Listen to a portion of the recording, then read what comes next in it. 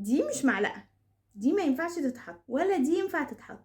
المعيار الصح والمظبوط هو ان احنا نملاها، وبعد ما نملاها نمسحها. شايفين؟ لكن لو حط بقه فيها اتفقنا ان احنا ايه، خلاص هنستنى 10 دقايق ونديها له، ما خدهاش خلاص هنرميها. لكن ايدك ما تلمس الجزء ده خالص. خطأ تاني الامهات بتقع فيه، وهي انها بتحط اللبن الصناعي بعد كده فوقيه الميه. طبعا غلط. الاول ان احنا بنحط الميه ونظبط المعيار بتاعها، بعد كده بنحط فوقيها اللبن.